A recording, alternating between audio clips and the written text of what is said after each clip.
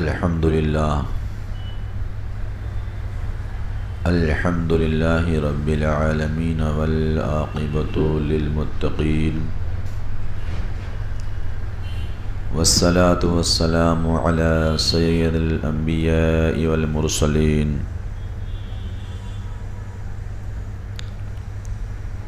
أما بعد فأعوذ بالله من الشيطان الرجيم بسم الله الرحمن الرحيم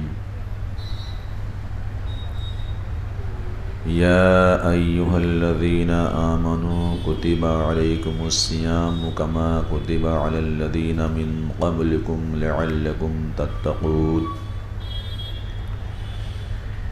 صدق الله العلي العظيم وصدق رسوله النبي الأمين المكين المتين الكريم ونحن على ذلك لمن الشاهدين والشاكرين والحمد لله رب العالمين۔ بارگاہ رسالت مآب صلی اللہ تعالی علیہ وسلم میں ہدیہ درود پاک اللہم صلی وسلم بارک علی سیدنا مولانا محمد وعلی آل سیدنا مولانا محمد بارک وسلم صلاۃ و سلام علیک یا رسول اللہ صلی اللہ تعالی علیہ وسلم۔ ایک مرتبہ نبی اور آل نبی پر صلی اللہ علیہ نبی الامی وآلہ صلی اللہ تعالی علیہ وسلم صلاۃ و سلام علیک یا رسول اللہ صلی اللہ تعالی علیہ وسلم۔ اللہ تبارک و تعالی قرآن مجید و فرقان حمید پارہ 2 سورہ بقرہ کے اندر ارشاد فرماتا ہے یا ایھا الذین آمنو، اے ایمان والو۔ یا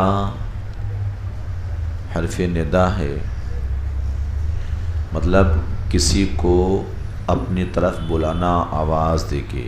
ایھا کا معنی غفلت، یعنی جو وہ غافل ہو گیا تھا۔ یا ایھا الذین، یا اے ایھا غفلت، لذین معنی وہ، وہ غافل، یعنی جو آدمی غفلت میں تھا اسے آواز دیا جا رہا ہے۔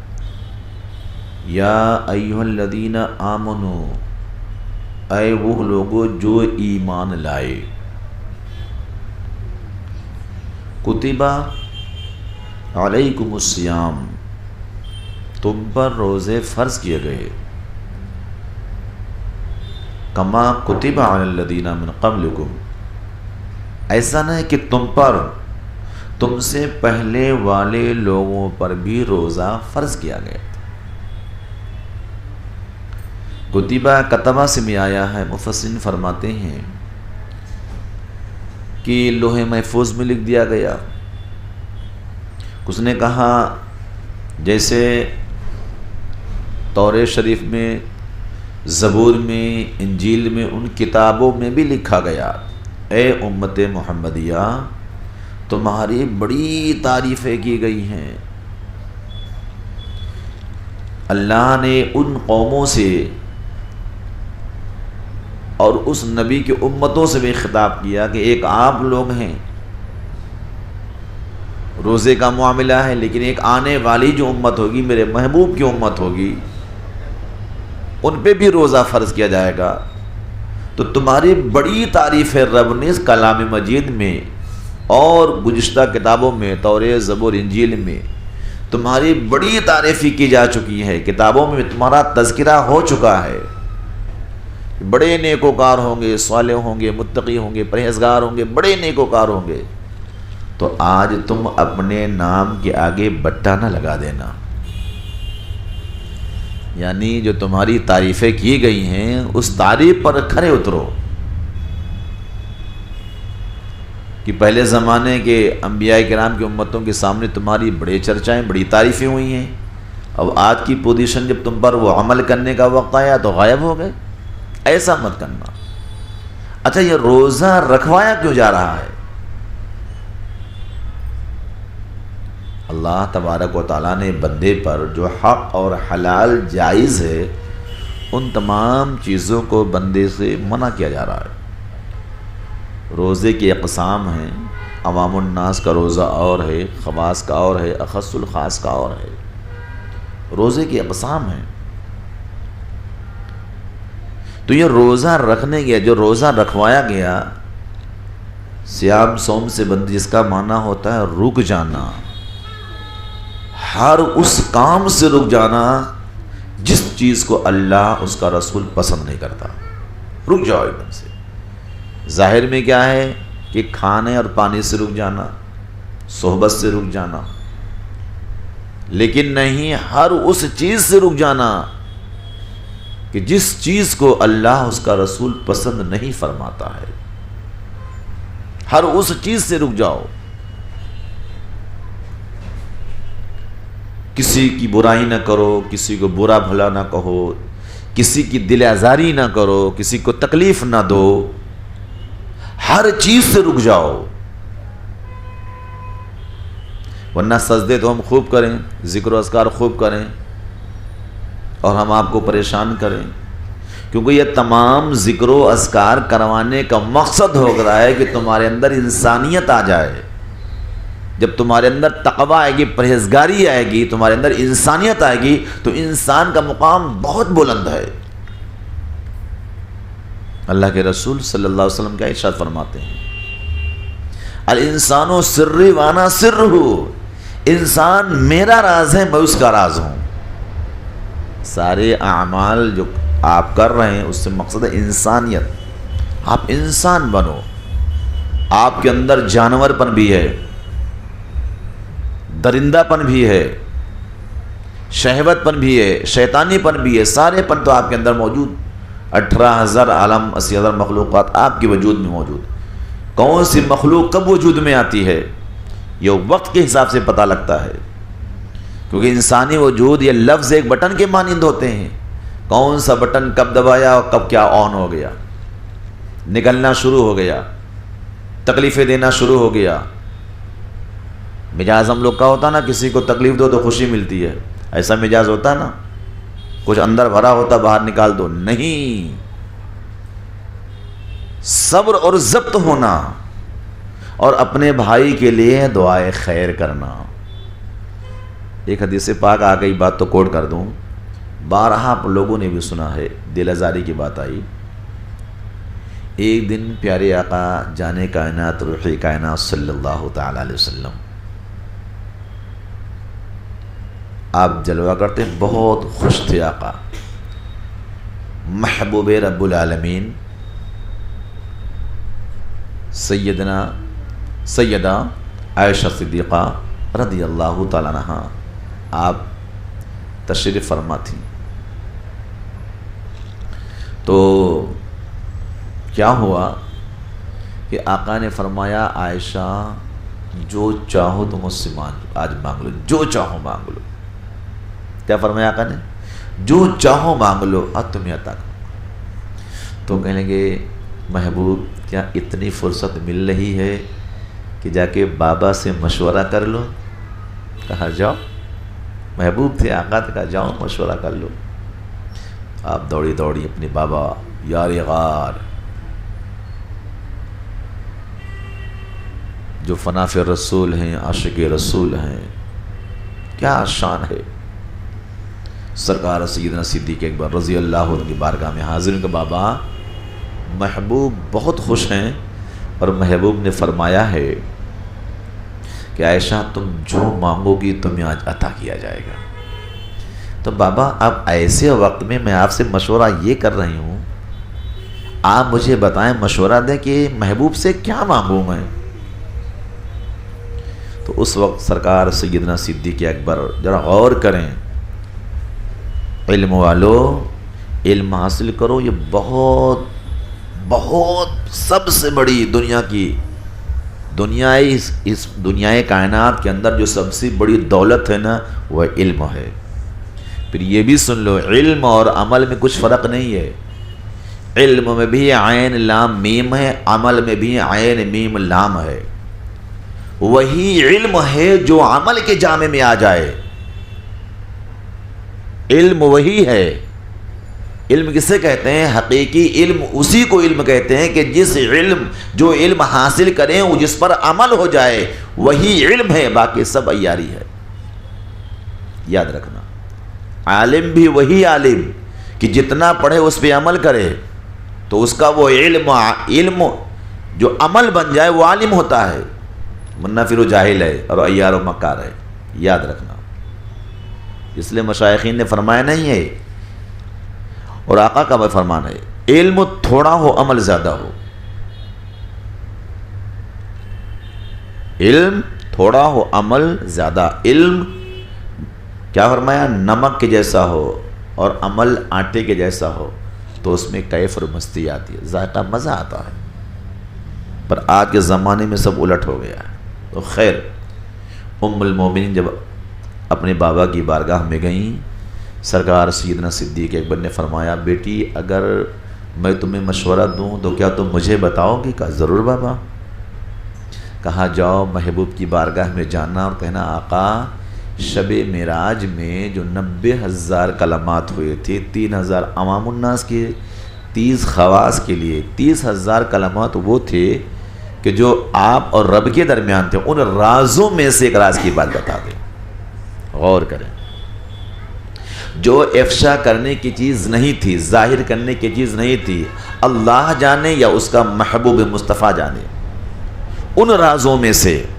صدیق نے کہا مشورہ، جاؤ اور آقا سے کہنا، دیکھیے نہ وہاں دولت مانگا، نہ شہرت، نہ کچھ بھی نہیں مانگا، بھی ہے تو علم مانگا. کہا آقا سے کہنا، میرے محبوب اگر آپ کچھ عطا ہی کرنا چاہتے ہیں تو معراج کی رات میں جو اس شب میں آپ کو راز و نیاز کی جو باتیں ہوئی تھیں، جو افشا کرنے کا حکم نہیں آیا تھا، بس ان رازوں میں سے ایک راز کی بات بتا دیں. آپ خوش ہو گئی، دوڑی دوڑی آقا علیہ السلام کی بارگاہ میں آئیں. آنے کے بعد خوشی خوشی آقا کی بارگاہ میں پیش کر دیا. آقا مسکرا دیے. کیوں مسکرائے؟ محدثین فرماتے اس لیے کہ اپنے یار غار سرکار سیدنا صدیق اکبر کی اس سوچ پر کہ دیکھو میرے ابو بکر نے کچھ نہیں مانگا ہے تو علم مانگا ہے، بات علم کی ہے. تو حال یہ ہوا، اور یہ بھی آقا مسکرایا کہ جو راز تھی، اگر رازوں میں سے ایک راز کی بات بتا دی جائے گی تو راز کہاں رہ جائے گا. تو آقا نے فرمایا ٹھیک ہے، میں نے وعدہ تو کر لیا ہے، بتانا تو ہے ہی ہے، میں نے وعدہ تو کر ہی لیا ہے. تو آقا علیہ السلام نے فرمایا عائشہ سنو،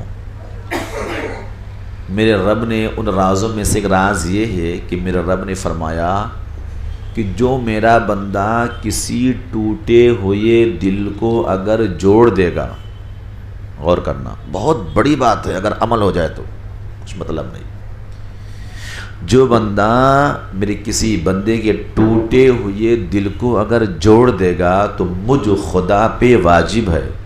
یاد رکھنا، اللہ پہ نہ کوئی واجب ہے نہ کوئی فرض ہے، کچھ بھی نہیں، لیکن وہ رب ہو کر یہ کہہ رہا ہے مجھ خدا پر یہ واجب ہے کہ میں اس بندے کو جنت میں اعلیٰ مقام عطا فرماؤں. کیا کہا؟ کہ کسی میرے بندے نے کسی کے ٹوٹے ہوئے دل کو اگر جوڑ دیا، مجھ خدا پہ واجب ہے کہ میں اسے جنت میں اعلیٰ مقام، یعنی جنت میں داخل کر دوں. آپ تو خوش ہو گئیں، مسکرائیں، دوڑی دوڑی بابا کی بارگاہ میں حاضر ہوئی. حاضر ہونے کے بعد کہا بابا محبوب نے تو بہت بڑی باتیں بتائیں. کہا کیا بتایا؟ کہا میرے مصطفیٰ نے فرمایا ہے کہ اگر کسی بندے نے کسی ٹوٹے ہوئے دل کو جوڑ دیا، مجھ خدا پہ واجب کہ میں اسے جنت عطا فرماؤں. آپ اتنا سننے اور رونے لگے. یاد رکھنا ہر بات کے دو پہلو ہوتے ہیں. ہم لوگ کبھی بھی معاملہ کیا ہوتا ہے، ہم لوگ ایک پہلو پر غور کرتے ہیں، دوسرے پہلو کو غائب کر دیتے ہیں. یاد رکھنا کبھی بھی کوئی بات زندگی میں آپ کی آئے، شب و روز، کبھی بھی دونوں پہلو کو دیکھنا. سکے کے دو پہلو ہوتے ہیں، سنگل پہلو نہیں ہوتا. جو لوگ سنگل پہلو پر غور کرتے ہیں وہ ہمیشہ مات کھاتے ہیں. شرمندگی ہوتی ہے، پریشانی ہوتی ہے، دکھ ہوتی ہے، تکلیف ہوتی ہے، ان کو ندامت ہوتی ہے۔ جو دونوں سکے کے پہلو پر غور کر کے بات کرتے ہیں، سوچتے ہیں، وہ کبھی مایوس نہیں ہوتے ہیں اور ان کے فیصلے کبھی بیکار نہیں ہوتے۔ اب یار غار جیسا جو رازدار مصطفیٰ جیسے سنے رونے لگے، جسے رونے لگے تو کہنے لگے بابا اس میں رونے کی کیا بات ہے، تو خوش ہونے کی بات ہے، آقا نے اتنی بڑی بشارت دے دی ہے۔ تو کہنے لگے بیٹی تو نے سکے کے ایک پہلو پر غور کیا ہے، سکے کے دوسرے پہلو پر تم نے غور ہی نہیں کیا۔ کیونکہ رب نے کیا، جس رب نے یہ فرمایا کہ مجھ خدا پہ واجب ہے کہ اسے میں جنت عطا کروں، اگر کوئی میرا بندہ کسی ٹوٹے ہوئے دل کو اگر جوڑ دے تو میں اسے جنت عطا کروں، تو وہی خدا دوسرا پہلو ہے، اگر کسی جڑے ہوئے دل کو اگر توڑ دے گا تو رب تبارک تعالیٰ سے جہنم میں بھی تو ڈال دے گا۔ آج غور کریں ہم لوگ کیا کر رہے ہیں، توڑنے تو ہی لگے ہیں، جوڑنا کہاں جانتے ہیں۔ بھائی بھائی کا دل توڑ رہا ہے، باپ بیٹے کا دل توڑ رہا ہے، بیٹا باپ کا دل توڑ رہا ہے، بیٹی ماں کا دل، ماں بیٹی کا، بہت ایک دوسرے کے دل کو توڑنے میں لگے ہیں، ہے کہ نہیں ہے؟ آئینہ ٹوٹ بھی جائے تو کوئی بات نہیں، دل نہ ٹوٹے کیوں یہ بکتا نہیں بازاروں میں۔ کیونکہ دل کیوں؟ کیونکہ یہ خدا کا تخت ہے۔ قلب المومن عرش اللہ، مومن کا قلب ہے، اللہ کا عرش جو ہے، مومن کا قلب اللہ کا عرش ہے۔ دار و مدار ساری عبادتوں کا تو وہی مرکز ہے، دل ہی تو سب کچھ ہے۔ یہ اعضائے وجود جتنے کام کرتی ہیں کس کے لیے کرتے ہیں؟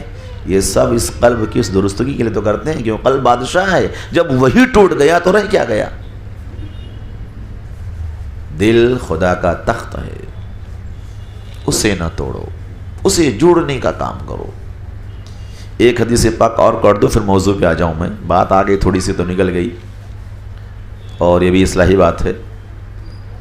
ایک بڑے بڑے علماء کرام اس پر جو سرچ کرنے اور انہوں نے خود اس پر لکھا کہ اس واقعے سے کوئی بہت بڑا ڈاکٹر تھا جو اس واقعہ کو سن کر مسلمان ہو گیا۔ کون سا واقعہ؟ ایک صحابی رسول آقا جیسے مجمع لگا تھا، آقا بیٹھے واز فرما رہے تھے، اتنے میں ایک صحابی آئے، روتے ہوئے آئے، یا رسول اللہ صلی اللہ علیہ وسلم میرا بیٹا غائب ہو گیا ہے، میرا بیٹا غائب ہو گیا ہے، مل نہیں رہا ہے، ماں کا ایک برا حال ہے، رو رو کے پریشان ہے، آقا میں نے بہت ڈھونڈا میرا بچہ نہیں مل رہا ہے، اب باپ بے قرار ہے۔ آقا نے فرمایا بیٹھ جاؤ، وہ بیٹھا، اتنے میں ایک صحابی کھڑا ہوا، یا رسول اللہ صلی اللہ علیہ وسلم اس کے بیٹے کو میں نے دیکھا ہے فلاں باغ میں کھیل رہا ہے لڑکوں کے ساتھ۔ اب اتنا سنا تو باپ دوڑا، آقا علیہ الصلوۃ والسلام ٹھہر جا، اسے بولا ادھر آ، کہا یا رسول اللہ صلی اللہ علیہ وسلم سکون نہیں ہے، جا کے بچوں کو اپنے سینے سے لگا لو۔ ماں اس کی تڑپ رہی، بلک رہی، اس کا رونا مجھے دیکھا نہیں جا رہا ہے۔ تو آقا نے فرمایا سن تو قریب آیا، کہا جائے گا تو کیا کہہ کے پکارے گا یہ تو بتا۔ کہا آقا وہ میرا بیٹا ہے تو بیٹا کہی تو کہہ کے پکاروں گا۔ تو میرے مصطفیٰ نے فرمایا نہ، بیٹا کہہ کے نہ پکارنا۔ باپ غور کریں، بھئی بیٹے کو ہم بیٹا کہہ کے نہیں پکاریں گے تو آپ کیا کہہ کے پکاریں گے؟ آقا نے فرمایا نہ، بیٹا کہہ کے نہیں پکارنا۔ کہا یا رسول اللہ میرا بیٹا ہے میں کیوں نہ پکاروں؟ کہا اس لیے کیونکہ باپ بیٹے سے بچھڑا ہوا ہے، دل میں جو پدری محبت ہے، وہ جو بچھڑنے کا درد ہے، جو کیف ہے، جب تو جائے گا اور جانے کے بعد جب بیٹا کہہ کے پکارے گا تو اس آواز میں ایک درد ہوگی، ایک کشش ہوگی۔ ہو سکتا ہے ان بچوں میں جو بچے ساتھ میں کھیل رہے ہیں ان بچوں میں سے کوئی بچہ یتیم نہ ہو، کوئی بچہ یتیم نہ ہو۔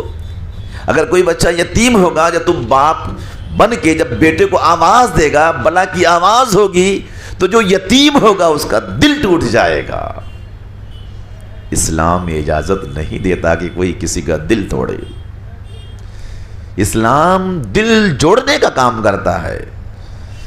اس لیے جانا تم بیٹے کو اگر پیار کرنا ہے تو گھر پہ جا کے پیار کر لینا, سینے سے لگانا تو گھر پہ. تو میرے پیارے, یہ مقدس پیارا مہینہ جو آ رہا ہے, اس سے قبل ہم آپ کیا کام کریں؟ دلوں کو جوڑیں, ایک دوسرے کو سینے سے لگائیں, سینے سے ہٹائیں نہیں, سینے سے لگائیں.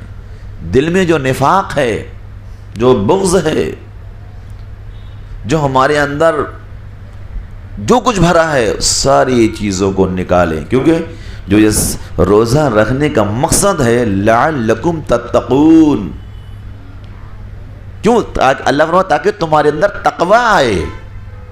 کیا آئے؟ تقوی. اور اللہ قرآن شریف فرماتا ہے انا اکرمکم عند اللہ اتقاکم, میرے نزدیک سب سے افضل والا. اللہ کیا فرما رہا ہے؟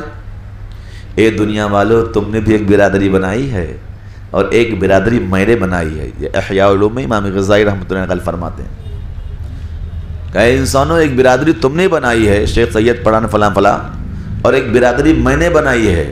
میں نے برادری جو بنائی وہ تقوی کی بنائی ہے. کل قیامت کے دن وغیرہ فرما گا کون کس کی برادری آج کام آنے والی ہے؟ او فخر کرنے والو, وہ غرور گھمنڈ کرنے والو, آج بتاؤ کون کس کی برادری چلنے والی ہے؟ نا ان اکرمکم عند اللہ اتقاکم. آج جس کا تقوی بلند ہوگا وہ سب سے افضل ہوگا, اعلیٰ ہوگا. سب سے افضل اعلیٰ کون ہوگا؟ جس کا تقوی جتنا زیادہ ہوگا. تقوی کب ہوگا؟ جب تمہارے اندر صبر آئے گا, تمہارے اندر ضبط آئے گا, تمہارے اندر محبت آئے گی, تمہارے اندر اپنائیت آئے گی, سینے سے لگانا آئے گا. شیطان کی ساری باتوں کو چھوڑیں گے جب تک نہیں, آپ کے اندر تقوی نہیں آ سکتا. تو یہ صوم جو روزہ رکھنے کا مقصد ہے کہ اے بندے, یہ غذا کھا کھا کے تو موٹا تگڑا توانا ہو گیا, شیطان تیرے وجود میں داخل ہو کے نہ جانے کیا کیا بنا ڈالا. اسے ختم کر, بھوک کی شدت سے ان تمام چیزوں کو فنا کر, پھر تیرے اندر تقوی آئے گی. اور جو دوسری تفسیر یا ایھا الذین آمنوا کتب علیکم الصیام کما کتب آیا کہ اے لوگو, اے راہ سلوک پہ چلنے والو, تم یہ نہ سوچنا میں روزہ رکھ رہا ہوں, یہ فاقہ کشی میرے اندر ہے. نہ, تم سے پہلے لوگ بھی جو اس منزل پر آئے ہیں انہیں بھی یہ محنت کرنا پڑا ہے, انہوں نے بھی محنت کیا ہے,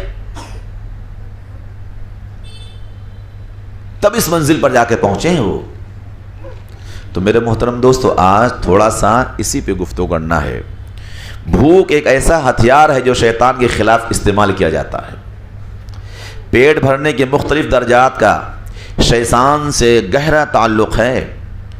پیٹ اگر زیادہ بھرا ہو تو یہ شیطان کی آماج گاہ ہے. کیا ہے؟ اگر پیٹ زیادہ بھر جائے تو سمجھو کہ شیطان کی ٹھہرنے کی وہ جگہ ہے. اگر ضرورت کے مطابق ہو تو سالک کے حق میں عبادت کرنے کے لیے سازگار ہو جاتا ہے. اگر ضرورت کے مطابق, بہت کم بہت زیادہ نہیں, تو سالک عبادت و ریاضت کر سکتا ہے.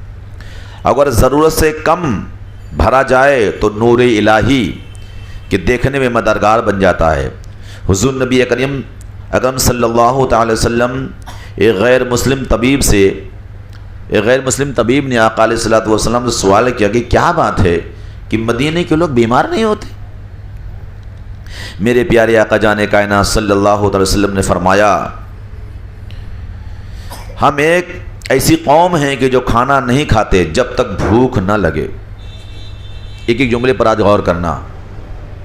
فرماتے ہم کھانا اس وقت تک کھاتے نہیں جب تک شدت کی بھوک نہ لگے, اور ہم کھاتے ہیں تو پیٹ بھر کر نہیں کھاتے, یعنی بھوک برقرار رہتی ہم کھانا چھوڑ دیتے ہیں. اس حدیث سے معلوم ہے کہ صحت کا راز پیٹ کو اعتدال سے غذا دینے پر ہے. ایک حدیث پاک میں آیا ہے کہ اپنے پیٹوں کو بھوکا رکھو, جگروں کو پیاسا رکھو, جسموں کو ننگا رکھو, اور اپنی امیدوں کو کوتاہ رکھو تاکہ تم اللہ تعالیٰ کے نور کو دیکھ سکو.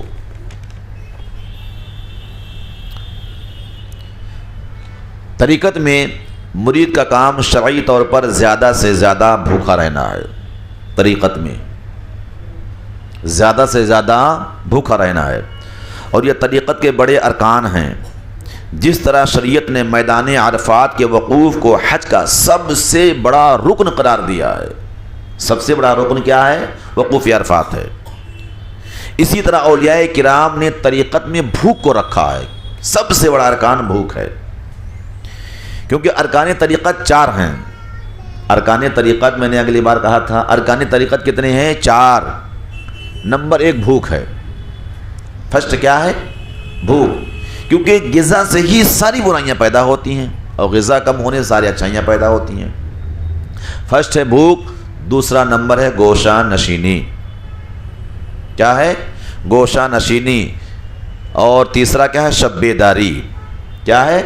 شب بیداری، رات کو جگنا۔ چوتھا کیا ہے؟ کم بولنا۔ اب 5واں لے لیں گے تو ذکر الہی آئے گا آپ کا، 5 رکن ہو گئے۔ اب انشاءاللہ اس پہ ہم ترتیب سے گفتگو کریں گے، لیکن آج کا موضوع میرا کیا رہے گا؟ پیٹ کے بارے میں۔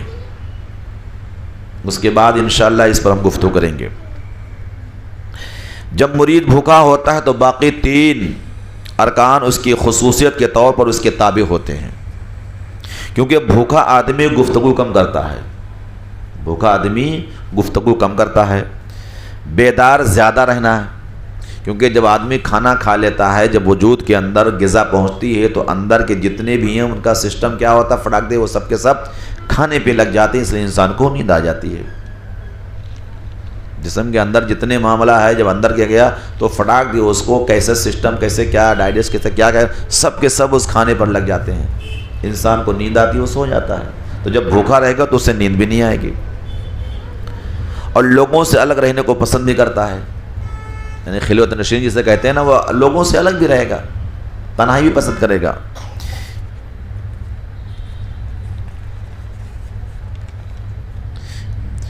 اس سلسلے میں ہمارے مشائخ جن میں ابدال بھی تھے، ولایت نے ولایت کے گھرانے کو 4 ارکان میں تقسیم کیا: خاموشی، عزلت نشینی، بھوک اور انتہائی پاکیزگی یعنی قیمتی۔ یعنی یہ مشائخین نے اشعار میں بھی، عربی کے اشعار میں بیان فرمائے کہ ہمارے ارباب طریقت نے یہ 4 چیزیں خاص الخاص رکھے ہیں۔ حضرت ابو القاسم قشیری رحمۃ اللہ علیہ فرماتے ہیں طریقت کی بنیاد بھوک ہے۔ کیا ہے؟ بنیاد، اساس، جڑ۔ طریقت کی بنیاد کیا ہے؟ بھوک، کیونکہ ان لوگوں یعنی صوفیہ کرام نے حکمت کے چشمے اسی کے ذریعہ حاصل کیے ہیں۔ صوفیہ کرام نے حکمت کے جو چشمے ہیں اسی کے ذریعے حاصل کیے ہیں۔ یہ لوگ آہستہ آہستہ اپنا کھانا کم کرتے تھے، حتیٰ کہ وہ دن رات میں 1 لقمہ تک پہنچ گئے تھے۔ کتنا؟ 1 لقمہ تک پہنچ گئے تھے، اور ان میں سے بعض 1 کھجور یا 1 بادام یا 1 منقع تک پہنچ گئے تھے، یعنی اپنی بھوک کو کم کرتے کرتے۔ پیٹ ام الامراض ہے، سارے مرضوں کی ماں ہے، یہ وجود کو برباد کرنے کے لیے پیٹ ہی ہے، ساری بیماریاں یہیں سے جنم لیتی ہیں۔ حضرت ابو عثمان مغربی رحمۃ اللہ علیہ ہر 6 ماہ میں 1 لقمہ تناول فرماتے تھے۔ ذرا غور کریں، ہم لوگ کہاں ہیں؟ مجھے یاد نہیں ہے، میں نے 10-15 سال پہلے کسی کتاب مطالعہ کیا تھا، سرکار غریب نواز علیہ رحمت رضوان پوری زندگی 56 کلو کھانا کھائے تھے بس، اور ہم لوگ شاید 1 سے 2 مہینے میں 56 کلو کھا جائیں گے، 1 ہی مہینے پار کر دیں گے، باقی تو بات الگ ہے۔ کیا خیال ہے؟ چلو ٹھیک ہے، 1 مہینہ نہ صحیح 2 مہینہ 3 مہینے تو پار ہی کر دیں گے۔ یہ ہند الولی ایسے تھوڑی بنے ہیں، ہم لوگ جب دیکھتے ہیں تو ٹوٹ پڑتے ہیں، معلوم پڑتا کہ کتنے بھوکے ہیں۔ ہے یہ مشائخین کی زندگی تھی۔ حضرت شیخ محی الدین ابن عربی رحمۃ اللہ علیہ فتوحات مکیہ میں فرماتے ہیں ہمیں یہ بات پہنچی کہ جب اللہ تعالیٰ نے نفس کو پیدا کیا، یہ کون؟ محی الدین ابن عربی رحمۃ اللہ فرماتے ہیں، آپ فرماتے ہیں کہ جب اللہ تعالیٰ نے نفس کو پیدا فرمایا تو اس سے پوچھا من انا، میں کون ہوں؟ نفس نے اللہ تعالیٰ سے پوچھا۔ اب ذرا اللہ نے نفس سے پوچھا تو نفس نے اللہ تعالیٰ سے پوچھا فمن انا، میں کون ہوں؟ بتائیے، یہ نفس اتنا بڑا ہے نا کہ رب کے سامنے اپنے آپ کو رب بنانے کے لیے تیار ہو جاتا ہے. تبھی تو رب نے فرمایا افرأیت من اتخذ الہہ ہواہ، لوگوں نے اپنے نفس کو اپنا الہ یعنی خدا بنا لیا ہے. اس دنیا میں اور کسی کی ہمت نہیں، شیطان بھی اپنے آپ کو رب نہیں کہلواتا. کبھی اس نے کہا کہ میں رب ہوں؟ نہ، اس نے سجدے سے انکار کیا نا. لیکن یہ نفس وہ ہے جو رب کا برابری کا دعویٰ کرتا ہے، رب کی برابری کا دعویٰ کرتا ہے. تو اس نے بھی کہا فمن انا، میں کون ہوں؟ تو اللہ تعالیٰ نے اسے 4000 سال تک بھوک کے سمندر میں ڈالا. کتنے سال؟ 4000 سال تک بھوک کے سمندر میں ڈالا. پھر فرمایا اللہ نے میں کون ہوں؟ تو نفس نے کہا انت ربی، تو میرا رب ہے. ذرا غور کریں کہ شدت بھوک کے سمندر میں جب ڈبکیاں لگی نا تو اس کو بھی سمجھ آ گئی کہ ہاں رب کون ہے. تو اس نے کہا انت ربی، تو میرا رب ہے. حضرت سہل بن عبداللہ تستری رحمۃ اللہ فرماتے ہیں 15 دن کے بعد کھاتے تھے کھانا، 15 دن کے بعد کھاتے تھے. جب ماہ رمضان آتا تو شوال کا چاند دیکھنے تک کچھ نہ کھاتے، پورا رمضان روزے پہ روزہ. ماہ رمضان کی ہر رات صرف پانی سے روزہ افطار کرتے. کس سے؟ اونلی ون، پانی سے، تاکہ صوم وصال سے نکل جائیں. اور آپ فرماتے تھے صوم وصال پیدر پہ جو روزہ رکھتے ہیں وہ نہ ہو، اس لیے پانی رات میں پی لیا کرتے تھے. آپ فرماتے تھے کہ اللہ تعالیٰ جب دنیا کو پیدا فرمایا تو بھوک میں علم و حکمت اور شکم سیری میں جہالت اور گناہ رکھا. سمجھا؟ اللہ تعالیٰ نے جب دنیا کو پیدا فرمایا تو بھوک میں علم اور حکمت رکھا. کیا رکھا؟ علم اور حکمت. اور شکم سے یعنی پیٹ بھر جانا جو ہے اس کے اندر جہالت اور گناہ رکھا. کیونکہ جب انسان زیادہ کھاتا تو دل اس کا مردہ ہو جاتا ہے، اس کے اندر جہالت آتی ہے، اندھیرا شیطان کا مرکز بن جاتا ہے، وہ وجود پناہ گاہ بن جاتا ہے اس کا. اور آپ رحمتہ اللہ جب بھوکے ہوتے تو مضبوط ہو جاتے. آپ فرماتے جب میں بھوکا ہوتا تو توانا تندرست ہوتا، اور جب آپ کھانا شروع کرتے تو دبلے پتلے ہو جاتے تھے. حضرت ابو سلیمان دارانی رحمۃ اللہ فرماتے ہیں دنیا کی چابی شکم پروری ہے اور آخرت کی چابی بھوک ہے. کون سی چابی چاہیے، آخرت کی کہ دنیا کی؟ وہ ہمیں آپ کو فیصلہ کرنا ہے. ان کی مراد دنیاوی اور آخری اعمال ہیں. یعنی جب آدمی زیادہ کھا لے گا تو بس دنیا کے سارے کام شروع، دنیاوی سوچ، دنیاوی فکر، تمام چیزیں آنا شروع ہو جاتی ہیں. لیکن انسان جب بھوک سے ہوگا تو اس کے اندر پھر علم و حکمت، عبادت، ریاضت، ذکر، فکر، اس میں مزہ، کیف، مستی سب آنا شروع ہوتا ہے. یہ آپ آزما کے دیکھ لو. ایک دن آپ 4 روٹی کھا لو، آپ ایک دن 1.5 روٹی، ایک روٹی کھا لو، فرق ہو جائے گا. ایک دن رات میں آپ دیکھ دو، ایک دن دیکھ لو آپ. حضرت یحییٰ بن معاذ رحمۃ اللہ علیہ فرماتے ہیں شکم سیری آگ ہے. یہ شکم سیری مطلب پیٹ بھر جانا، آگ ہے. اور خواہش لکڑیوں کی طرح ہے. وہ آگ ہے اور خواہش لکڑیوں کی طرح ہے تو لگے گی نا آگ. اس سے جلانا پیدا ہوتا ہے اور اس کی آگ اس وقت تک نہیں بجھتی جب تک اس شخص کو جلا نہ دے. وہ آگ اس وقت تک نہیں جب تک اس سے جلانے فنا نہ کر دے، اس کو ہیلا کو برباد نہ کر دے، جب تک جہنمی نہ بنا دے اسے. حضرت سہل بن عبداللہ فرماتے ہیں رحمۃ اللہ علیہ جو شخص دن میں 2 مرتبہ کھانا چاہتا ہے وہ اپنے لیے کھرلی بنا لے، یعنی جس میں جانوروں کے آگے چارہ ڈالتے ہیں. حضرت مالک بن دینار رحمۃ اللہ فرماتے ہیں جو شخص چاہتا کہ شیطان اس کے سامنے سے بھاگے وہ اپنی خواہش پر غالب آ جائے، یعنی کم کر دے. اس سلسلے میں اسلاف نے بہت زیادہ یہ قوال ہیں. اور ام المومنین عائشہ صدیقہ رضی اللہ عنہ خود فرماتی ہیں کہ اس آقا علیہ الصلوۃ والسلام کے بعد جو سب سے پہلی بدعت ہے، پہلی بدعت وہ یہ ہے کہ آدمی 2 سے 3 ٹائم کھانا کھاتا ہے. پہلی بدعت یہ ہے، اور یہ ہم کوئی نہیں چھوڑ سکتے. یہ بدعت سیئہ میں سے ہے. آپ غور کریں، کیونکہ ہم کھا لیتے ہیں، پڑے پڑے پوری رات گزر جاتی ہے، نمازیں ہماری چلی جاتی ہیں، فجر تو مکمل غائب ہی ہے.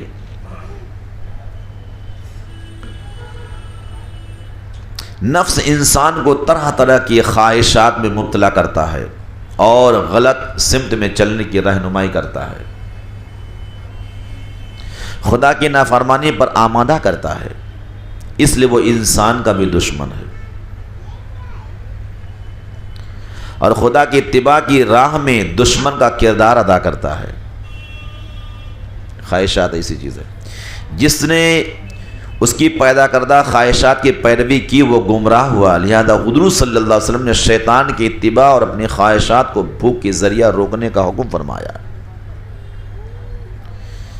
حدیث پاک میں آقا صلی اللہ علیہ وسلم نے ارشاد فرمایا، بے شک شیطان بنی آدم میں خون کی طرح گردش کرتا ہے، بس اس کی گردش کو بھوک کے ذریعہ بند کرو. کس کے ذریعہ؟ بھوک کے ذریعہ بند کرو. حدیث سے ظاہر ہوا کہ بھوک اس دشمن یعنی نفس کے لیے قہر ہے. نفس کے لیے کیا ہے؟ قہر ہے. اس لیے بھوکا رہ کر اپنی شہوات کا قلعہ کما کرو. شیطان کا وسیلے ظفر یعنی خواہشات اور کھانا پینا وغیرہ ہے. اس پیٹ کی بدولت حضرت آدم علیہ السلام و حضرت حوا جنت سے دنیائے ذلت و فقر و فاقہ میں زمین پر اتارے گئے. ہوا کہ نہیں ہوا؟ یہ اسی کی بنیاد پر، اس خواہش کی بنیاد پر، پیٹ کی بدولت. کیونکہ رب کریم نے انہیں شجر ممنوعہ کھانے سے منع فرمایا تھا، لیکن انہوں نے شیطان کے بہکانے سے ہمیشہ جنت میں رہنے کی خواہش پر اسے کھا لیا. پیٹ بھر کر کھانا بھی حقیقت میں شہوات کا منبع ہے. رب نے منع کیا اور شیطان نے دھوکہ دیا، لالچ دے کہ تو آپ ہمیشہ ہمیں جنت میں رہیں گے. جا کر اسی پیٹ کی بنیاد پر کھا لیا نا. اس اعلیٰ مقام سے اللہ تبارک و تعالیٰ نے دنیا ذلت و فقر و فاقہ کی زمین میں اللہ نے اتار دیا. حضرت یحییٰ بن زکریا علیہ السلام نے شیطان کو دیکھا کہ وہ بہت بوجھ اٹھائے ہوئے ہے. آپ نے پوچھا یہ کیا ہے؟ شیطان نے جواب دیا کہ یہ شہوات ہیں جن سے ابن آدم کو قید کرتا ہوں. پوچھا میرے لیے بھی کوئی فندہ ہے؟ حضرت زکریا علیہ السلام نبی پیغمبر ہیں، کہنے لگے بھائی میرے لیے بھی کوئی فندہ ہے؟ شیطان بولا نہیں، مگر ایک رات آپ نے پیٹ بھر کر کھانا کھایا جس سے آپ کو نماز میں سستی پیدا ہو گئی. تب حضرت یحییٰ علیہ السلام بولے آئندہ میں پیٹ بھر کر کھانا نہیں کھاؤں گا. شیطان بولا اگر یہ بات ہے تو آئندہ میں تمہیں کبھی نصیحت بھی نہیں کروں گا. یہ ساری حدیثیں میں اس لیے کوٹ کر رہا ہوں کہ رمضان کا مہینہ آ رہا ہے. تو یہ رمضان کا مہینہ صرف عوام کے خواص کے لیے، یہ ایک پریکٹس ہے. یہ چیز ایک مہینہ آپ کو کنٹینیو، کہتے نہیں کہ کوئی چیز کی پریکٹس بار بار مشق کروایا جائے تو آدمی کی عادت پڑ جاتی ہے. اب بہانہ نہ ماننا کہ میں جاب پہ جا رہا ہوں، روزہ نہیں رکھ سکتا، اور مجھے شوگر ہو گیا ہے، میں بیمار ہوں، میں یہ ہوں. نہ، یہ ساری بیماریاں تو اس لیے پیدا ہو رہی ہیں، ساری بیماریاں اس لیے پیدا ہو رہی ہیں. اسلام نے اتنا اعلیٰ چیز دیا کہ لوگ آج پڑھ کے، غیر لوگ سرچ کر کے اسلام نے یہ رکن کیوں رکھا، یہ کیوں رکھا، یہ کیوں رکھا، اس پہ سرچنگ کر کے گہرائی میں جا کے لوگ آج اسلام قبول کر رہے ہیں. اللہ نے آپ کو کتنی بڑی بڑی نعمتیں دی پیارے.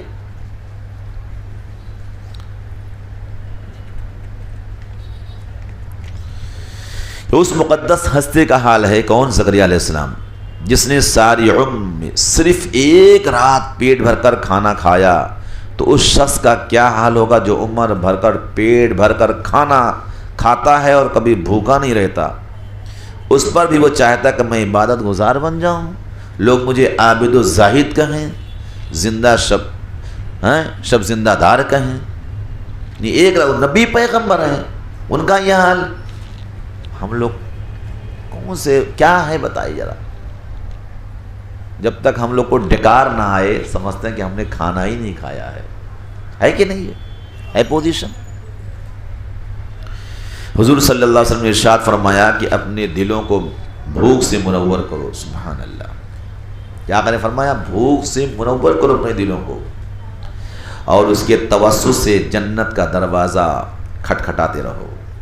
بھوکا رہنے والا مجاہد کا درجہ رکھتا ہے، اللہ تعالیٰ کے نزدیک بھوک سے بہتر کوئی عمل نہیں ہے، بھوک سے بہتر کوئی عمل نہیں ہے۔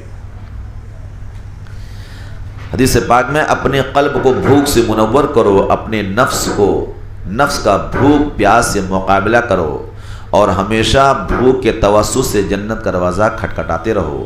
بھوکا رہنے والے کو مجاہد فی سبیل اللہ کے ثواب کے برابر ثواب ملتا ہے۔ اللہ تعالیٰ کے نزدیک بھوکا پیاسا رہنے والا، جو بھوکا پیاسا رہتا ہے اس سے بہتر کوئی عمل نہیں۔ آسمان کے فرشتے اس انسان کے پاس بالکل نہیں آتے جس نے اپنا پیٹ بھر کر عبادت کا مزہ کھو دیا۔ غور کریں، فرشتے آتے نہیں ہیں، آپ کو لذت کہاں سے ملے گی؟ اب میں یہ جو بیان دے رہا ہوں ترتیب آداب المریدین کے انداز میں، ذکر کی محفل ہو گئی، بھوک کا تذکرہ ہو رہا ہے اور وقت کی کمی ہے، انشاءاللہ ایک نشست اور ہوگی اس پر، کیونکہ یہ خاص چیز ہے، جڑ بنیاد ہے، اس کو ہم سمجھیں۔ میرے پیارے کیا حال ہے ہم لوگ کا؟ ہم کتنے شوقین ہیں کھانے کے لیے، 1000 2000 5000 10,000 روپے خرچ کرتے ہیں، بڑے دور دور چلے جاتے ہیں صرف زبان کو لذت دینے کے لیے، مزہ۔ کبھی ہم نے ذکر الہی کا بھی لذت لیا؟ نہ، لذت ملے گی کہاں سے؟ پہلے سے سب بھرا ہوا ہے، پہلے سے خالی تو کریں تب لذت ملے گی نا۔ دور دور کا سفر ہم کر لیتے ہیں کھانے کے لیے، لیکن اس ذکر الہی کے لیے سفر ہمارا نہیں ہوتا ہے۔ ہمارے کتنے مریدین ہیں؟ کیا اتنے مریدین ہیں؟ کیا وہ اپنے گھروں سے سفر کر کے یہاں آنا چاہتے ہیں؟ اس کام میں بزی ہیں، اس کام میں بزی، ان کو یہ چاہیے، ان کو وہ چاہیے، ان کو چاہیے، انہیں فرصت نہیں دنیا داری سے کہ چلو ذکر کی محفل میں حاضر ہو جائے۔ میں اگلے جمعہ کو اگلے سنڈے کو بیان دیا تھا نا، یہ مرید کیوں نہیں کرتا؟ کیونکہ جب وہ پیر سے بزن ہو جاتا ہے، وہ بیج ہی سڑ گل جاتی ہے، وہ آئے کہاں سے؟ اسے توفیق کہاں سے ملے؟ توفیق ملے بھی تو کہاں سے ملے؟ کیونکہ اپنے اس پیٹ کو شیطان کا گہوارہ بنا لیا ہے، بس ہائے دنیا ہائے دنیا ہائے دنیا ہائے دنیا، بس اسی میں لگا۔ نہ اللہ والے ایسے آپ دیکھیں تو طریقت میں قدم رکھنے کا مطلب ہے پھر آپ ایسا کام کریں گے تب آپ کو منزل مقام ملے گا۔ ایک بزرگ ہیں، امام شیرانی فرماتے ہیں، ان کے شیخ کے نئے دوسرے بزرگ کا نام نہیں یاد آ رہا برابر، فرما رہے ہیں میرے پیر و مرشد کی بارگاہ سے 1000 لوگ آ کے تلقین لیے، تلقین ذکر، بولے ان 1000 میں سے 999 بھاگے، ایک میں ہی اکیلا بچا، کیونکہ میرے پیر و مرشد نے بہت آزمایا مجھے۔ کہ لوگوں جب پیر و مرشد آزمانا شروع کرے یہ باب آئے گا، تم ڈٹ کے بیٹھے رہو، 1 مہینہ لگے، 2 مہینہ، 6 مہینہ، سال، 2 سال، جتنا آزمائے در مت چھوڑو، اصحاب کہف کے کتے جیسا۔ وہ اصحاب کہف کے کتا جو ہے تفسیر الرحمن سے پڑھیا کیا ہے؟ وہ شیخ ہے، وہ مرید ہے، 309 سال تک جمع بیٹھا رہا، شیخ نے نہ کھانا دیا، نہ پانی دیا، نہ سایہ دیا، کچھ بھی نہیں، دروازے بیٹھ جاؤ، ادھر جا کے بیٹھا رہا۔ اسے پتھر بھی مارے گئے، تکلیفیں بھی دی گئیں، یعنی شیخ پیر و مرشد تکلیف بھی دے، دھتکارے بھی، لیکن نہ در نہ چھوڑو، در چھوڑ دیے تو گئے، جو در پکڑ کے بیٹھا رہا، ہر تکلیف برداشت کرتا رہا، منزل اسی کو ملتی ہے۔ ایک دو دن نہیں، 309 سال تک شے کے در کو نہ چھوڑا، حضور میں جا نہیں سکتا۔ آپ تفسیر روح البیان شریف 15 جلد پڑھیے، آپ جو 15 پاری کے پوری تفسیر ہے، تفسیر صوفیانہ، پورا واقعات میں مل جائے گا۔ جو در نہیں چھوڑتے، آج دیکھیں قرآن مقدس کی وہ آیت بن گیا ہے، یعنی اس کتے کا تذکرہ آپ کریں، کوئی بڑا سے بڑا محدث ہو، مفسر ہو، کوئی یہ کہہ سکتا کہ آیت آپ نہیں پڑھ سکتے، کتے کا ذکر ہے؟ ارے پیارے، وہ آیت آپ پڑھیں آپ کی نماز ہو جائے، آپ پڑھتے جائیں، ہر حرف پر 10 نیکیاں آپ کو ملیں۔ آپ غور کریں، قرآن کی زینت بن گیا، قرآن کی آیت بن گیا، قرآن کی نشانی بن گیا، قیامت تک لوگ پڑھتے رہیں، اس کا تذکرہ ہوتا رہے گا۔ یہ عشق ہے، عشق۔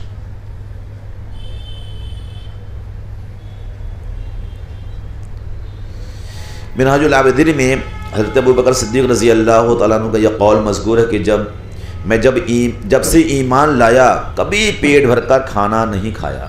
کون؟ سرکار سیدنا صدیق اکبر رضی اللہ تعالیٰ عنہ فرماتے ہیں، تاکہ میں اپنے رب کی عبادت کا مزہ حاصل کر سکوں اور اپنے رب تعالیٰ کے شوق دیدار کی وجہ سے کبھی سیر ہو کر پانی نہیں پیا، اس لیے کہ زیادہ کھانے پینے سے عبادت میں کمی واقع ہو جاتی ہے، کیونکہ جب انسان خوب سیر ہو کر کھا لیتا ہے تو اس کا جسم گراں اور آنکھیں نیند سے بوجھل ہو جاتی ہیں، اس کے بدن کے اعضاء ڈھیلے پڑ جاتے ہیں، اور وہ پھر باوجود کوشش کے نیند کے کچھ بھی حاصل نہیں کر پاتا، اور اس طرح وہ اس مردہ کے مانند ہو جاتا ہے جو راہ گزار پر پڑا ہو۔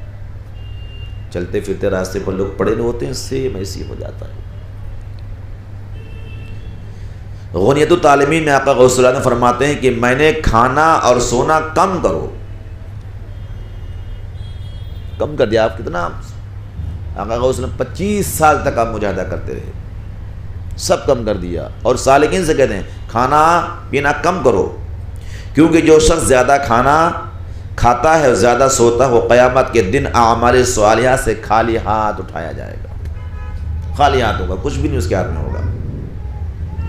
نبی کریم صلی اللہ علیہ وسلم کا فرمان ہے، عبرت نشان ہے کہ اپنے دلوں کو زیادہ کھانے پینے سے ہلاک نہ کرو، جس طرح زیادہ پانی سے کھیتی تباہ ہو جاتی ہے، اس طرح زیادہ کھانے پینے سے دل ہلاک ہو جاتا ہے۔ کسی کھیتی میں پانی زیادہ ڈال دو، گل جائے گا، خراب ہو جائے گا۔ کسان دیکھتا ہے، اس سوچ سمجھ کے پانی ڈالتا ہے۔ ایسے ہم اپنے کھانے پینے سے زیادہ اپنے اس شکم کو مزین کریں گے تو وہ بھی ہلاک ہو جائے گا۔ پھر آپ کہتے نہیں ہیں کیا کروں حضرت، ذکر میں دل نہیں لگتا ہے، رونا سب کا ہے نا۔ اب اپنے آپ پر غور کریں، ذکر میں دل نہیں لگتا، بیٹھنے کا دل نہیں ہوتا ہے، نیند آ جاتی ہے، غلبہ ہو جاتا ہے، یہ ہو جاتا ہے، یہ سارے بہانے شیطان کے۔ کیوں؟ وہ براجمان ہے، اس کی وہ آرام گاہ ہے، اس کا قرارگاہ ہے، بیٹھا ہے، تمہیں کرنے کہاں سے دے گا؟ جب اسے دھتکارو گے، بھگاؤ گے، تب تو عبادت اور ریاضت کرو گے، کیونکہ وہاں ملکوت فرشتے آئیں گے۔ جب فرشتے آئیں گے تو ان کی سنگت اور صحبت سے پھر آپ بھی عبادت اور ریاضت کرنا شروع کر دیں گے۔ فرشتے کیا کھانا کھاتے کیا؟ نہیں نا، تبھی تو پرواز اور مقام ہے۔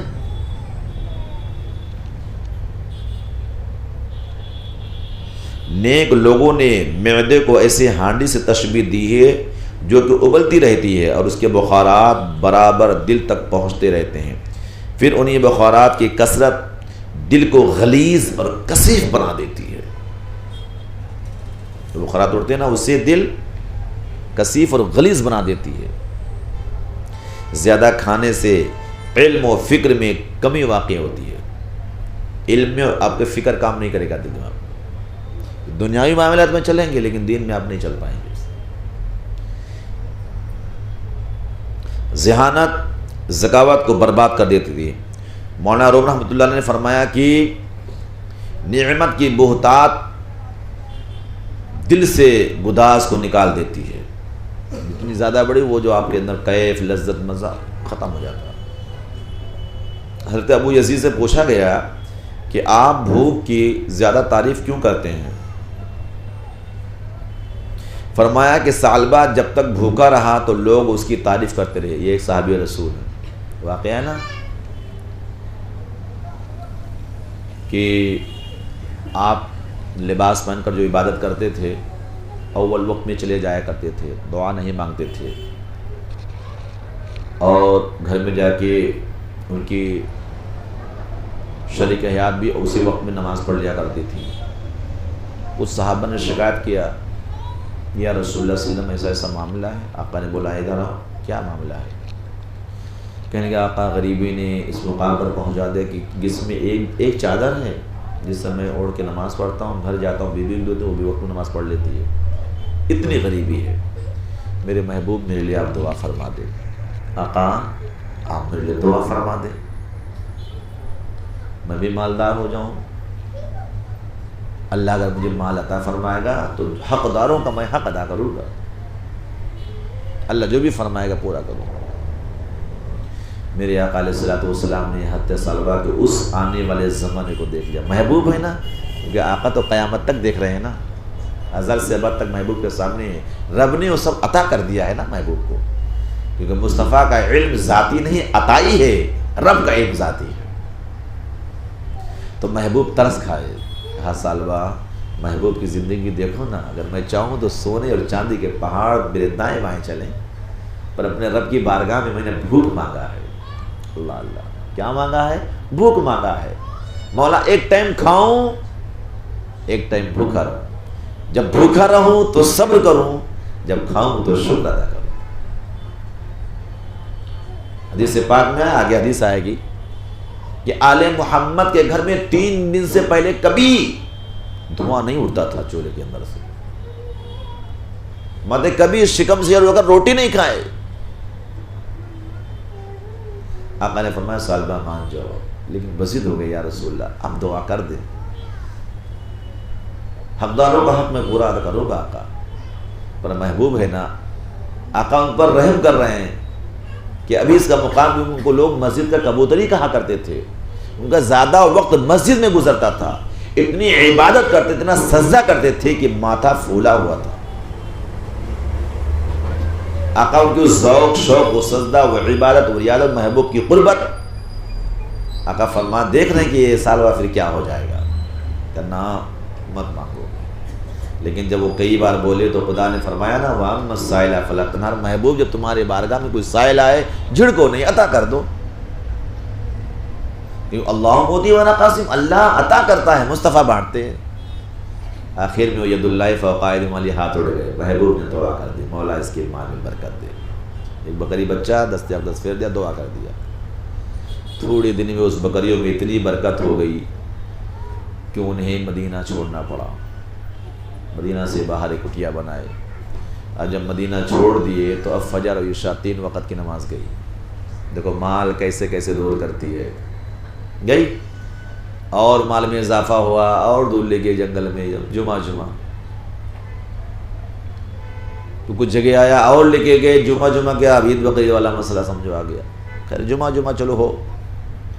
پوزیشن یہ ہوئی کہ اب آیت زکوٰۃ نازل ہو گئی. حکم زکوٰۃ. مال اتنے زیادہ کہ پوری جنگل بھر گئے، ان کے اتنے مال ہو گئے، فرصت ہی نہیں. آج ہمارا کبھی رونا یہی تو ہے، کیا کروں حضرت، کاروبار میں بہت پریشان، ٹائم نہیں ملتا ہے، دھندا بزنس میں ٹائم نہیں ملتا.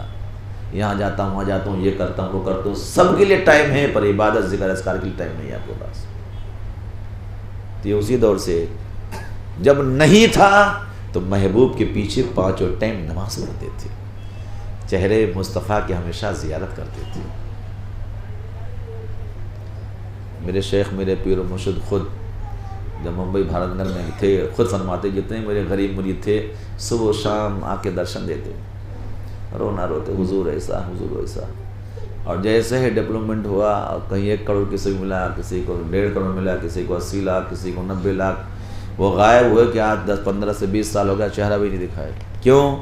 کہیں پیر صاحب مان نہ لے. بے وقوف پیر صاحب دینے والے لینے والے تھوڑی ہی ہوتے ہیں. ہوتے نا مریدوں کے ذہن ہوتا کہ اب زیادہ ہوگا کہ حضرت مانگ نہ لے. پیر نہیں ہوتا. بظاہر تم دکھتے ہو نا کہ میں دے رہا ہوں، آخر دیکھا جائے تو ان کے ہی دست کرم سے تمہارے پاس بھی آتا ہے، کیونکہ حدیث پاک میں الشیخ فی قومی کالنبی فی امتہ، شیخ اپنے مریدوں میں مثل نبی کے ہوتا ہے، اللہ و شان عطا فرماتا ہے۔ تو آخر کیا ہوا، مال کی دولت پر آیت زکوٰۃ جب نازل ہوئی تو جب وہ گھوڑا بھاگ کے بولے رہا تو بہت مال نکل رہا ہے، کہیں لگے سوچ کے بتاؤں گا، پہلے بولے تو ٹیکس ہے، بولے سوچ کے بتاؤں گا، اور قبائل میں صحابہ کے وہ لوگ اور اعلیٰ سے اعلیٰ زکوٰۃ ادا کر دیا، ان لوگوں نے ادا کیا، بنو سلیم میں اور کہاں گئے، انہوں نے کہا ہے ٹیکس ہے تو ٹیکس ہے، سوچ کے بتاؤں گا۔ آقا کے قریب آئے تو آقا نے اسی لیے انہیں منع کیا تھا، افسوس میں نے تجھے منع کیا تھا، نہ مانا، تو مردود ہو گیا۔ اللہ نے فرمایا محبوب ایسے لوگوں کی مال کی ضرورت نہیں، جب نہیں تھا تو اللہ سے وعدہ کرتے ہیں کہ اللہ مجھے عطا کرے گا تو حقداروں کا حق ادا کروں گا، آج جب آ گیا تو مکر گئے، بخل کرتے۔ قرآن مقدس میں 11 پارے میں پوری تذکرہ دیا گیا، اور بھی جگہ پر ہے۔ اب جب وہ ان کے خلاف آیت نازل ہو گئی ان کی مذمت میں، اب پریشان بیوی کہا اسے مال دو، ضرورت نہیں مجھے، اب مال لے کے آقا کی بارگاہ میں آئے، آقا نے فرمایا نکل جا اپنا مال لے کر، تجھے اس تیرے مال کو اللہ اس کا رسول قبول نہیں کرتا۔ بتاؤ کیا مقام تھا، آقا کے مرید ہی تھے نا، مال والے تھے، ارے مال دیتے تو اس میں مال میں کتنا اضافہ ہوتا، لیکن جب نہیں دیے رسول پاک صلی اللہ علیہ وسلم لے جا تو اپنا مال، اس تیرے مال کو اللہ اس کے رسول کوئی حاجت نہیں ہے، منع کر دیا محبوب نے تو اب کون قبول کر سکتا، چلے گئے روگا کے۔ آقا علیہ الصلوۃ والسلام کا ظاہری وصال ہو گیا، خلیفہ اول سیدنا صدیق اکبر رضی اللہ عنہ زمانہ آیا، پھر لے کر حاضر ہو، آپ قبول فرما لے، کہا جس مال کو میرے مصطفیٰ نے قبول نہیں کیا ابو بکر کی کیا مجال ہے کہ وہ قبول کر لے، نکل جا اپنا مال لے کر۔ سرکار فاروق اعظم کے دور میں آئے، آپ نے بھی وہی جملہ فرمایا، جس مال کو میرے مصطفیٰ نے قبول نہ کیا، میرے پیارے بھائی ابو بکر نے قبول نہ کیا، عمر کون ہوتا ہے تیرے مال قبول کرنے والا، لے جا بھاگ، ریٹرن کر دیا۔ عثمان غنی رضی اللہ عنہ کے دور میں ہلاکت ہوئی، ختم ہو گئے، دنیا سے گئے، کیا رہا، کیا مقام کیا شان تھی، لیکن اس مال نے کہاں سے کہاں پہنچا دیا، سمجھا؟ وہی فرما رہے ہیں کہ سالبہ کہاں سے کہاں تک پہنچ گیا۔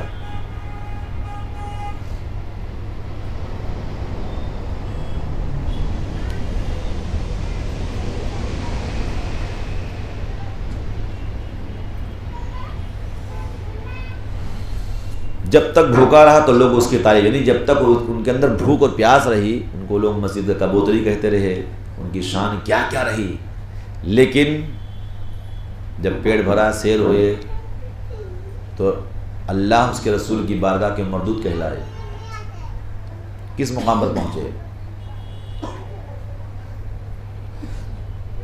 پھر فرمایا اگر فرعون بھوکا رہتا تو انا ربکم الاعلی کا دعویٰ نہ کرتا۔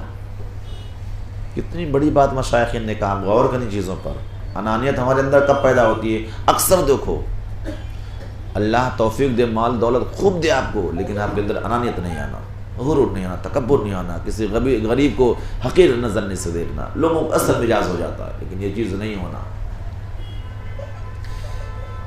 فرماتے ہیں سکر باعث مستقبل رحمۃ اللہ علیہ کہ اگر فرعون بھوکا رہتا تو انا ربکم الاعلی دعویٰ نہ کرتا، اس نے کہا نا میں رب ہوں، یہ دعویٰ نہ کرتا۔ اور فرماتے اگر قارون بھوکا رہتا تو نافرمانی نہ کرتا۔ ارشاد باری تعالیٰ ہے ذرہم یأکلوا ویتمتعوا ویلہہم الامل فسوف یعلمون، آپ غمگین نہ ہوں، انہیں چھوڑ دیجئے، وہ کھاتے پیتے رہیں، عیش کرتے رہیں، اور ان کی جھوٹی امیدیں انہیں آخرت سے غافل رکھے، پھر وہ قریب اپنا انجام دیکھ لیں گے۔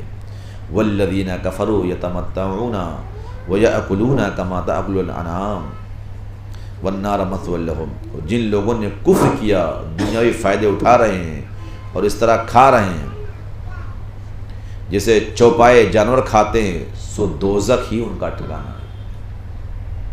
وہ جسے چوپائے کھاتے ہیں، اسے جو کھاتے ہیں کو بھر بھر کے پیٹ نکال لے کر، ان کا ٹھکانہ جہنم ہے۔ یہ قرآن کی آیت ہے۔ تاکل الطعام۔ ایک حدیث میں کہ جب انسان 40 سال کی عمر کو پہنچ جائے اور توبہ نہ کرے تو شیطان اس کے چہرے پر ہاتھ پھیرتا ہے۔ یہ امام غزالی نے بھی احیاء العلوم کے اندر نقل فرمایا ہے، اور کہتا ہے کہ یہ وہ شخص ہے جو نجات نہیں پاتا۔ امام غزالی نے نقل فرمایا جب 40 سال کا انسان ہو جاتا ہے، عمر جب 40 سال کی ہوتی ہے اور وہ دین کی طرف کنورٹ نہیں ہوتا ہے، ہائے ہائے دنیا، ہائے ہائے دنیا لگا رہتا ہے، تو شیطان کہتا اب بھائی تمہارے پیچھے مجھے پڑھنے کی کوئی ضرورت نہیں ہے، اس کے سر پہ ہاتھ پھیر دیتا، کہا تھا اب تو گمراہ ہی رہے گا، دنیا داری رہے گا۔ ابھی ہر شخص سوچے کہ ہم 40 سال کے ہو گئے، یار ہمارا دل دین میں زیادہ لگ رہا ہے کہ دنیا میں لگ رہا ہے؟ اگر دنیا میں لگ رہا ہے تو اللہ کی بارگاہ میں زار و قطار رو، توبہ کرو، استغفار کرو، بے زندگی شاید اللہ پر کرم فرما دے۔ جس طرح خون اور گوشت میں شہوت ہے، اسی طرح شیطان کے اثرات بھی اس میں جاری ہیں۔ پیچھے بیان کی گئی جس میں ہے شیطان بنی آدم میں خون کی طرح چلتا ہے۔ قیامت کے دن اللہ تعالیٰ کے نزدیک ترین وہ ہوگا جس نے بھوک پیاس زیادہ برداشت کی ہوگی۔ ابن آدم کے لیے شدید تر ہلاکت یہی ہے کہ وہ پیٹ کی خواہش میں لگا رہے۔ قرآن مجید میں اللہ تبارک و تعالیٰ نے ہم لوگوں کو بھوک، خوف، پھلوں اور مال و جانوں کے نقصان سے آزمائیں گے۔ اللہ نے خود فرمایا وَلَنَبْلُوَنَّكُمْ بِشَيْءٍ مِّنَ الْخَوْفِ وَالْجُوعِ وَنَقْصٍ مِّنَ الْأَمْوَالِ وَالْأَنفُسِ وَالثَّمَرَاتِ۔ ہم ضرور بھی ضرور تمہیں آزمائیں گے کچھ خوف اور بھوک سے، اور کچھ مالوں اور جانوں اور پھلوں کے نقصان سے۔ اور حدیث پاک میں کہ بھوکا پیٹ رہنے والا اللہ تعالیٰ کو 70 عبادت گزار عقل مندوں سے زیادہ پیارا ہے۔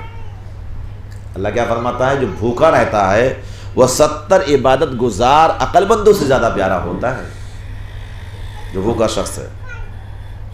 اللہ تعالیٰ نے بھوک میں کچھ ایسی حکمتیں رکھی ہیں کہ روزے کو جس میں شہوات، خواہشات، کھانے پینے کا ترک فرض فرمایا ہے، اسے بھوک کی اہمیت معلوم ہوتی ہے۔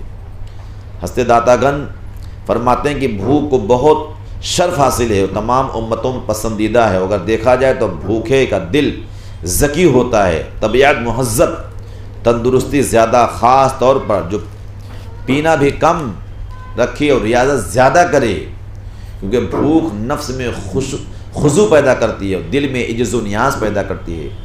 قوت نفسانی بھوک سے مٹتی ہے، بھوک سے تن کو کمزور ہوتی ہے۔ بھوک سے تن کو کمزوری ہوتی ہے لیکن دل میں روشنی ہوتی ہے اور جان میں صفائی، سر میں حق کا سودا ہوتا ہے۔ ایک آدمی باطن کی اصلاح کے ساتھ زندگی بسر کرتا ہے تاکہ خالص اللہ تعالیٰ کا ہو جائے، دوسرا بدن کی نفسانی خواہشات میں مصروف رہتا ہے، دونوں کبھی برابر نہیں ہو سکتے۔ ظاہر سی بات ایک اللہ کے لیے، ایک خواہش کے لیے۔ متقدمین میں اس لیے کھاتے تھے تاکہ زندہ رہیں، جو پیچھے زمانے کے اولیاء اللہ گزرے وہ کھاتے اتنا تھے اس لیے تاکہ وہ زندہ رہیں، اور تم اس لیے زندہ ہو تاکہ کھاؤ۔ آج لوگ زندہ اس لیے تاکہ خوب کھائیں، اچھی اچھی نعمتیں۔ بھوک صدیقوں کا طعام ہے، مریدوں کا راستہ، شیطانوں کی قتل کرنے کی جگہ۔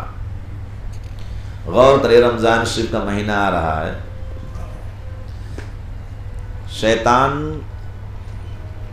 نے کہا پیارے کوئی بات نہیں، تم بھوکے رہو، اس کا فائدہ تو ہے ہی ہے، شام کے ٹائم اتنا مہیا کر دیں گے تو کہ تم اور مہینوں مہیا نہیں کر پاتے تھے۔ اچھا ہم لوگ نعمتیں سمجھ کے خود کھاتے ہیں، ایک دم تراویح بھی جانا نہیں ہے کیونکہ 20 17 37 رکعت پڑھنا پڑے گا نا، خوب کھا لے ایک دم۔ ہاں امام غزالی رحمۃ اللہ علیہ احیاء العلوم کی پہلی جلد میں باب الصیام میں نقل فرماتے ہیں کہ کتنے روزے دار ہیں ایسے جنہیں سوائے بھوک اور پیاس کے کچھ نہیں ملتا۔ میرے شیخ محترم قبلہ باطن و سر حضور سیدی سرکار خود اپنی کتاب رموز المعارفت میں بھی نقل فرماتے تھے اس بات کہ کتنے ایسے روزہ دار ہیں کم من صائم لیس لہ یعنی حدیث پاک میں کتنے روزہ دار ہیں، کم من صائم لیس لہ الا الجوع والعطش، کتنے ایسے روزے دار ہیں کہ ان کو سوائے بھوک اور پیاس کے کچھ نہیں ملتا، انہیں بھوک پیاس کچھ ملتا ہی نہیں ہے، دن بھر تو روزہ رکھتے ہیں، حق حلال سے روزہ رکھتے ہیں، افطار حرام سے کرتے ہیں۔ اللہ تعالیٰ نے جن چیزوں سے منع کیا ہے جو حلال چیزیں ہیں اس سے تو وہ رک جاتے ہیں، پر جن کے لیے سال کے 12 مہینہ جو حرام ہے اسے وہ کھاتے رہتے ہیں۔ کیا ہے؟ غیبت ہے، چغلی ہے، فحش باتیں ہیں، بری باتیں ہیں، یہ سارا کام کرتے رہتے ہیں، روزے سے فائدہ کہاں ہے؟